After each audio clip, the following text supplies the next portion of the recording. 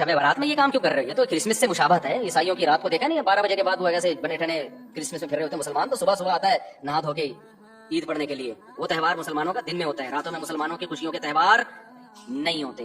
تو پھر جس طرح نبی نے جو عمل کیا اس طرح کیا جائے گا. نبی صلی اللہ علیہ وسلم اکیلے گئے تھے, اندھیرے میں گئے تھے, آپ جتھوں کی شکل میں پتیاں لگا کے جاتے ہو وہاں پہ, تو یہ تو سنت تھوڑی ہے.